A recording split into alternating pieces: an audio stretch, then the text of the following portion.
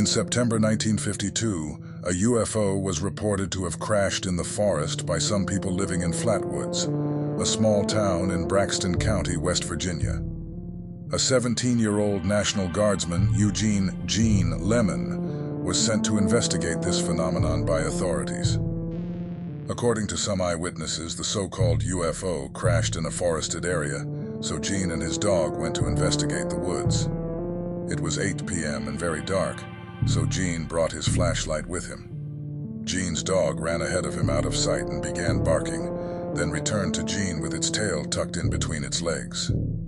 It was frightened by something. They reached the top of a hill, where they noticed a large, pulsating ball of flame. Gene and his dog also detected a pungent mist or odor in the air that made their eyes and noses burn. Gene caught a glimpse of a strange creature underneath the oak tree using his flashlight. The creature was reptilian-like, had a spade-shaped head, stubby arms, and claw-like fingers, and was reportedly 10 feet tall.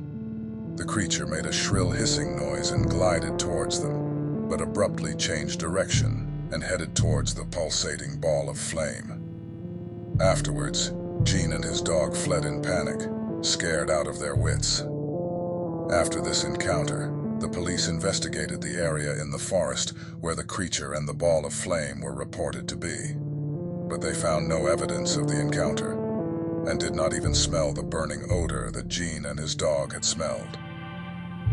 Gene became very sick and suffered from vomiting and convulsions throughout the night, and he also had difficulties with his throat for several weeks afterward. Gene's dog also became very sick and died. 60 years have passed since the incident, but the case of the Flatwoods Monster is still unexplained. What really was the Flatwoods Monster? After reading claims of people having seen this mysterious creature, I immediately debunked them as false, but the thought of it being staged or faked as a prank. No human can hover above the ground like that creature did every year on September 12th, the Flatwoods around that time of year. The talks of the creature continues to grow more and more.